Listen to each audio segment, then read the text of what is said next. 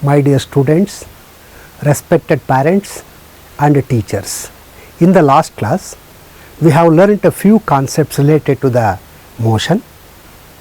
I hope by this time you are able to correlate your day-to-day events with this lesson. I had given some assignment as well as activity also. I hope you have performed all the tasks effectively. Last class your participation was very nice. With the same spirit, let us continue even in this class also to learn few points related to the motion. Let us recall what are the concepts we have learnt in the last class. We have learnt meaning of motion, distance travelled and displacement, uniform and non-uniform motion, speed and average speed. In addition to this, we have learned the types of motion as well as even motion in the straight line. In this class, we must learn these teaching points: velocity and average velocity, acceleration, uniform and non-uniform acceleration, graphical representation of motion. Okay, are you ready, children? Okay, let us continue. You please observe the situation. Two students are riding their bicycles on their respective paths. Later, they met their teacher to have some discussion related to the journey what they have done in the previous scene. One student, he told that he travelled 10 kilometer distance in 1 hour. Another student, he told even he too travelled 10 kilometer distance in 1 hour with a particular direction. Now the teacher should clarify and they should explain a good concept with this record. The teacher told the first student is talking about speed. The second student, even he is also talking about speed, but in a given direction. The first student did not specify the direction, but the second student is specified the direction. So therefore, speed in a given direction is called as velocity. As the velocity is always focusing on the direction, so it has two quantities. Therefore, the velocity is called as a vector quantity. Both speed and velocity are same except in the direction view. So therefore, the SI unit for velocity is meter per second. Please observe here, A and B are two places. A is called as the initial position, B is called as the final position. The distance between A and B is 50 kilometer. A body travelled from A to B and it has covered that distance in 2 hours. Definitely average speed is equal to total distance travelled by total time taken. It is 50 by 2 is equal to 25 kilometers per hour. Now let us draw a straight path in a given direction. So AB in a given direction, it is the shortest distance between the initial position and the final position. Definitely this arrow mark path is called as the displacement. So therefore, a body is travelling now by taking only 1 hour time to cover 20 kilometer distance. Here distance is also less, even time taken is also less. Therefore, now I need to explain average velocity. Average velocity is equal to displacement by time taken. It is nothing but 20 kilometers per hour. In some cases, if the velocity is changing at a uniform rate, at that time average velocity is equal to initial velocity plus final velocity by 2. Velocity also changes when speed changes, when direction changes, when both speed and direction changes. Anyhow, it is certain that the velocity keeps on changing with several situations. So, if the velocity changes in a given time, what do you call that? We need to introduce a physical quantity with this regard, that is nothing but acceleration. Acceleration is nothing but rate of change of velocity in a given time, or acceleration is equal to change in velocity by time taken also we can define. Acceleration is equal to change in velocity means nothing but final velocity minus initial velocity by time taken. As you know that already the final velocity is represented by v and initial velocity is represented by u and time taken is represented by t and acceleration is represented by a. Now let us represent all these together with an equation. A is equal to v minus u by t. But whatever it may be the physical quantity, it must have a SI unit. The SI unit is nothing but meter per second square. So now you are able to understand acceleration effectively. In order to understand still effectively, let us take some numerical view into consideration. You please observe here, a car is moving on a track. Initially its velocity is 20 meter per second. Finally, it acquired the velocity of 50 meter per second in the time interval of 10 seconds. So anyhow velocity is changing. Initial velocity is there, final velocity is there in a given interval. Now let us find out the acceleration. Acceleration is equal to v minus u by t.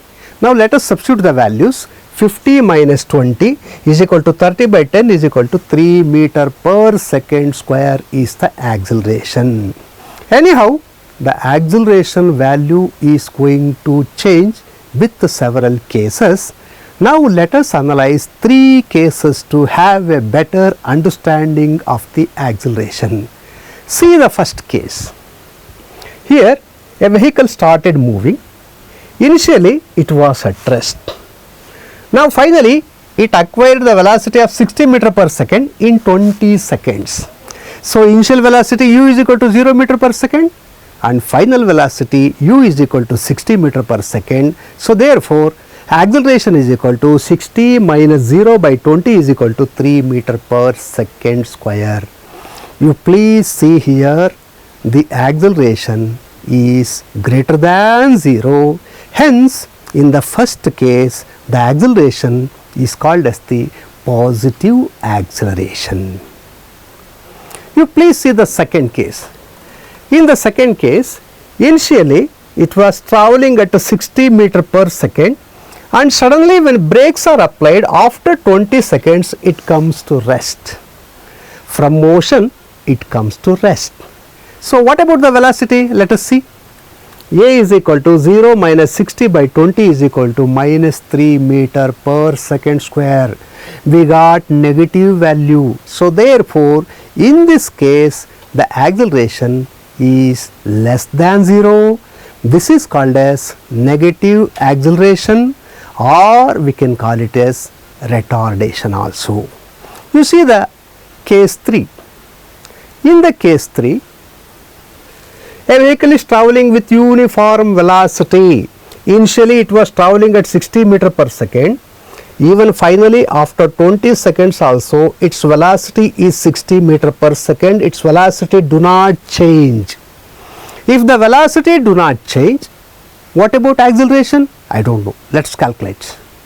A is equal to 60 minus 60 by 20 seconds. So 0 meter per second square. When there is no change in velocity, there is no acceleration at all. So therefore acceleration may be greater than 0, acceleration may be less than 0, or even acceleration may be equal to 0. Suppose if the body is thrown vertically upwards, what happens to its acceleration? And if it is thrown vertically downwards, what happens to its acceleration? To understand these accelerations, let us perform an activity. You please observe here, a ball is throwing a ball vertically upwards. It has moved a certain distance and ultimately the velocity becomes 0. That means with a certain velocity, the velocity becomes 0. The ball is moving vertically upwards against to the gravity, hence the acceleration is equal to negative. That is, A is equal to minus 9.8 meter per second square. You see the second activity, a ball is dropped downwards. The gravity is downwards. Even the ball is also moving downwards. Initially it was at rest. When it is falling towards the earth, the velocity goes on increasing. I mean the velocity goes on changing. So therefore, the acceleration value will be always positive. With these illustrations and activities, now you are capable to understand the acceleration very effectively. With this, let us continue further. You please see here. See, in the first hour, the velocity is 10 km per hour. In the second hour, the velocity is 20 km per hour. And in the third hour, the velocity is 30 kilometers per hour. I mean, in this situation, the velocity keeps on increasing with a uniform rate. That means, the velocity changes in equal intervals, in equal amounts, in equal intervals of time. Such acceleration is called as uniform acceleration. You see the second situation. Yes, a bus started its journey. In the first hour, it travelled with velocity of 10 km per hour. In the second hour, 40 km per hour. And in the third hour, 30 km per hour. Here, the time interval is equal but unequal velocity. I mean, the velocity changes by unequal amounts in equal intervals of time. Such acceleration is called as the non-uniform acceleration. I hope the acceleration concepts are very much clear for you. Let us proceed further to understand the circular motion. Even circular motion is also connected to the acceleration. Let us analyze. See, there are 4 various tracks or paths. First one is called as a rectangular path, second one is called as a hexagonal path, and third one is called as the octagonal path, and fourth one is called as the circular path. Now, a body started moving in the rectangular path. You please observe here, the speed is always constant, but it is going to change the direction nearly 4 times. As the direction is continuously changing, acceleration is created. In the second case, the body is travelling in the hexagonal track. Even in this case also, its change in the direction is nearly 6 times, but uniform speed, but whatever it may be, acceleration is there. Similarly, even in the octagonal path also, acceleration is there.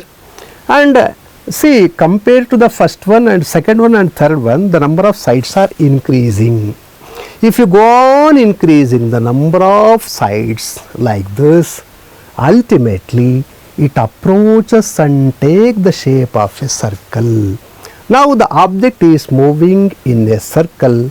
This is called as the circular motion. Did you understand the facts clearly, children? Suppose if the body is moving in the circular path in a uniform speed, we call it as even uniform circular motion.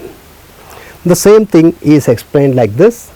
As the number of sides increases indefinitely, the track will come to the circular track, and if it is moving with uniform speed, we call it as circular motion. And another thing is, Suppose if a body is moving in a circular path of radius r in t seconds, its velocity is given by v is equal to 2 pi r by t. The motion can be effectively represented on the graph. One physical quantity depends upon the another physical quantity. Interdependence of the physical quantities can be well understood by graphical representation, and graphical representation is a best tool to calculate any physical quantity effectively rather than the numerical analysis. Now let us try to understand how the motion can be represented on the graph. The first is called as the distance time graph. X axis represents time, y axis represents distance. Now please put the values on x axis and y axis. In 2 seconds 10 meter distance, let us plot 10, and in 4 seconds 20 meter, and in 6 it is 30 meter. Similarly 8 it is 40 meter. Now let us join these coordinate points. You got a beautiful straight line. Now I want to find out the speed here. Distance is given and time is given. The third physical quantity, speed, can be found very easily by using this. Let us mark any 2 points as A and B. Now my intention is to find out the speed of an object which is travelling in between A and B. For that, let us draw parallel lines from A to B to y axis as well as x axis. So mark them as S2 S1 and T2 T1. As you know, speed is equal to distance travelled by time taken. Distance travelled is nothing but S2 minus S1. Time is nothing but T2 minus T1. For T minus 20 divided by 8 minus 4. See children, we got 5 meter per second. Let us calculate even average speed also. In this case, average speed is equal to 5 meter per second. I mean, while moving from A to B, speed is equal to 5 meter per second in that particular interval, and overall it is 5 meter per second. The average speed is equal to the speed in any dimension. I consider just practically 2 points. If you want, you can consider 2 points anywhere. That speed will be always equal to average speed. That is the speciality of this graph, and this represents motion with uniform speed. Let us take second graph example.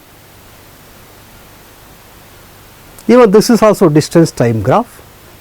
As usually, x axis represents the time and y axis represents the distance. You please write the values, and now 0 0 0 0, again 2 and 1, again 4 and 4. Like that you just plot the values one by one. We plotted all the values. Now please draw the line. Why this is not a straight line? Because this must be non-uniform speed. Anyhow, let us find out the speed by taking any 2 points A and B. Yes, I have taken 2 points A and B. As usually, from A and B, draw lines parallel to y axis as well as parallel to x axis. Now we need to find out the speed of the body when it is travelling in the gap from A to B. So that is nothing but S2 minus S1 by T2 minus T1. You please see here, it is nothing but 16 minus 9 divided by 8 minus 6. That is 3.5 meter per second. Okay, shall I calculate average speed? It is not necessary, but let me calculate. Average speed is equal to 16 by 8, that is 2 meter per second. In this case, the speed between any 2 particular points is not at all equal to the average speed. As I told earlier, this is the case of a non-uniform speed. Okay children. Now let us move on to velocity time graph. These are the two physical quantities. Velocity is depending upon time. By using this velocity time graph, we can find out distance easily. See this graph. X-axis represents time as usually and y-axis represents the velocity. An object is travelling with uniform velocity of 40 meter per second. Velocity do not change. The velocity is always 40 meter per second. So time and velocity is given. Shall we calculate the distance? Okay, for that let us mark any 2 points A and B. From A and B, draw 2 lines parallel to y-axis. 2 lines. Now I need to find out the distance of an object from the points A to B. Shall I use the scale to measure this? No, it is not possible. We are not supposed to use the scale.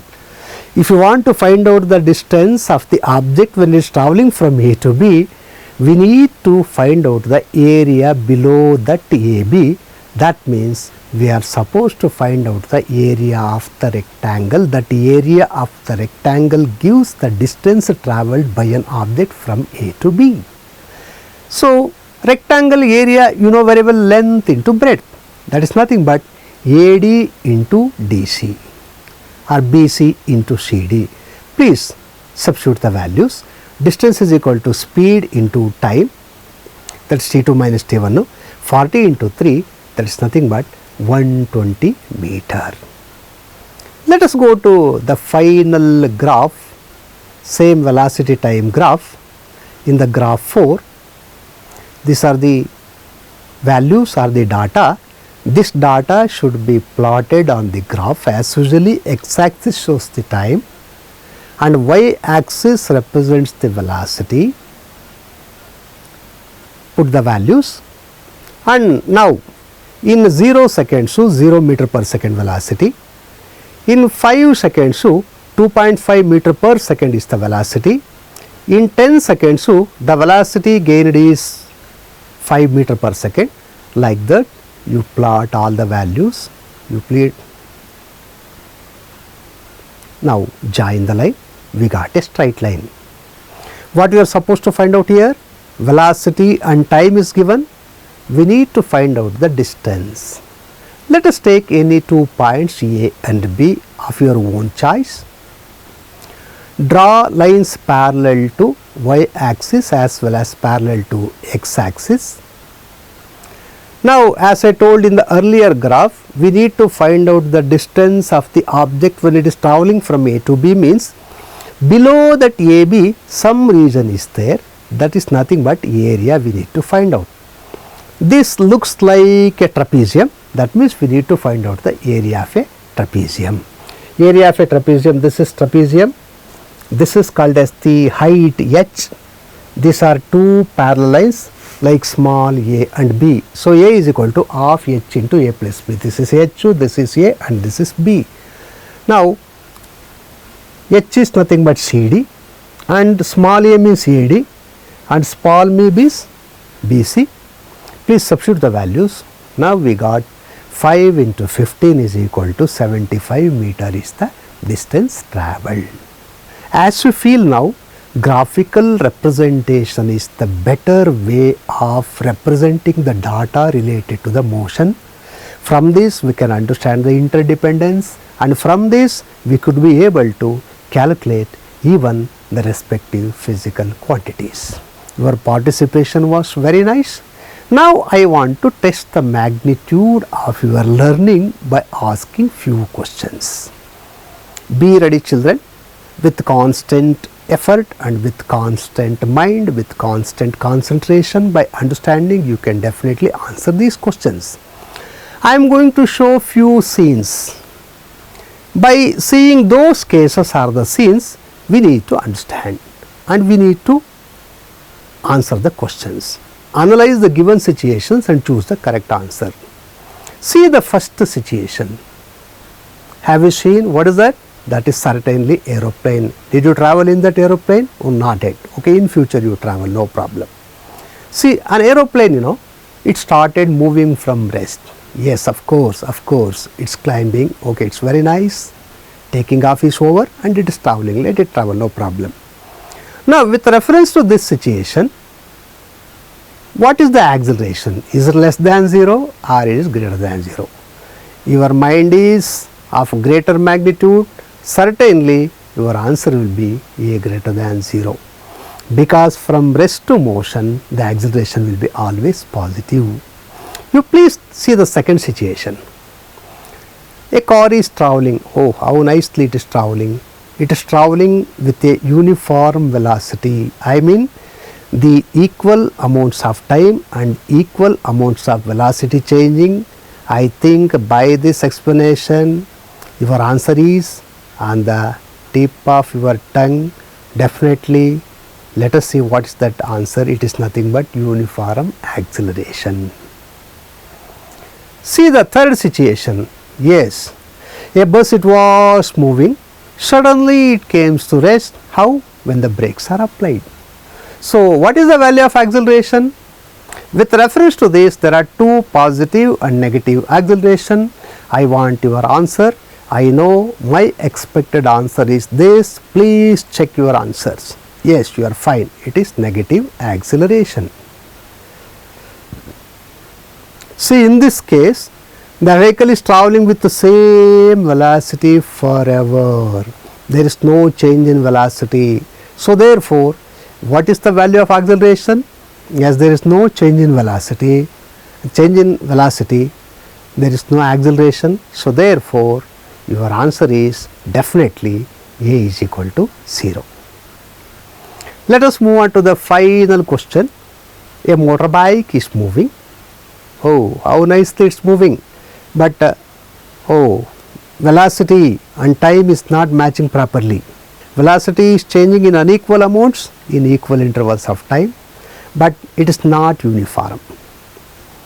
So, what do you call that acceleration? Myself only have tried and I had given 50% answer. Now, all of you have answered. It is non-uniform acceleration. Okay, till now many students have answered all the questions very effectively. So, from my side, one salute to all the students. Now, it is time for me to give a simple activity that you are capable to do.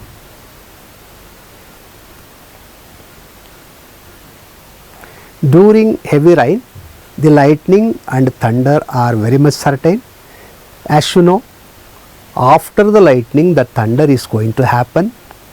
As soon as you see the lightning, immediately you switch on your digital clocks, especially in mobiles it is there, and calculate the time. And afterwards, you please discuss with your friends to know the solution. Definitely do this activity with your parents, even they also participate with you happily. So, lastly, please write down the assignment. There are totally 3 questions. You please write down all these 3 questions and try to answer them and show me without forgetting in the next class. Did you write all those questions, children? Yes, fine. Till now I was very happy to have a wonderful session. So, your participation is super. Thanks to one and all. Have a nice day. Bye bye.